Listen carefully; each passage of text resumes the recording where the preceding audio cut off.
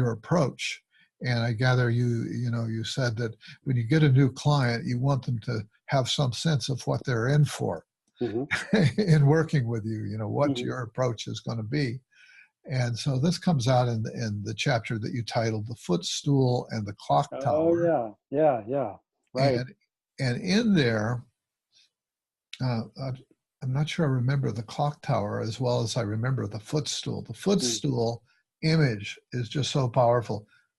What's the clock tower? And then we'll go into the footstool. Okay.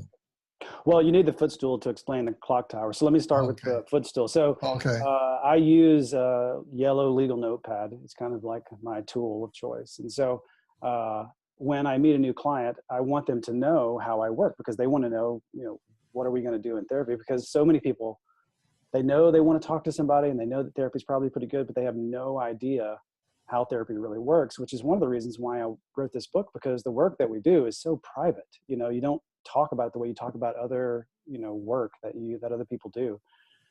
And so when somebody, I think it's a reassuring thing for someone to explain, like, this is what we're going to do. So I draw a 3-legged footstool, and I tell them that each of the leg represents one of the theories that I work with. And one is the Enneagram, one is IFS, and the other is attachment styles. IFS, you can't just say IFS. Yes. IFS. Okay. Internal family systems. Right. Yeah. So that's right. That's right. So then there's the brace that connects the legs in my picture. And I talk about that being gratitude and mindfulness.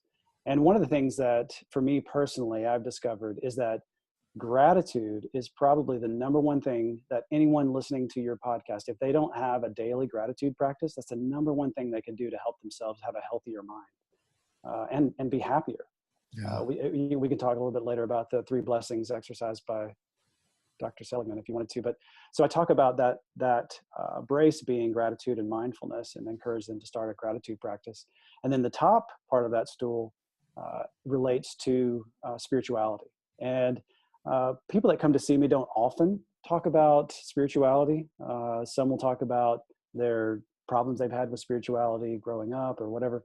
Some are overtly Christian, which I'm totally fine with. But some people do want to talk more general terms like the universe. And so that symbol represents how I move forward in therapy with clients and just explaining to them what they can expect. So the idea of the clock tower, though, was that a footstool doesn't begin to describe the complexity of the human mind and the soul. And so I wanted some way. I actually had a client. I was sitting with a client, and he said that to me because I was drawing him the footstool, and he said, it's not, I mean, the footstool is great, but it's more complicated than that. And he literally said, it's kind of like a clock tower, like Big Ben. And I took that from him. And because I thought that was so good.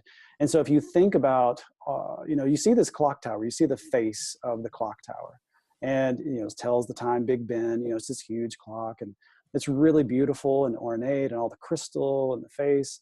But behind the scenes, there's all these mechanisms. There's these huge pendulums. And what I found so fascinating, one of the things was the timekeeper. If the clock, Big Ben, gets out of sync with Greenwich Mean Time, all the clock keeper has to do, timekeeper, is take a little penny or two from one side of the pendulum and put it on the other, and it will swing back into time.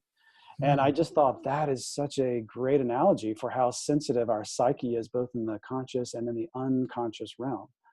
And so the conscious realm obviously being represented by the face, but also all the things that are going on in the unconscious behind all the gears and mechanisms. And so I just use those 2 things to talk to clients about the complexity of who they are.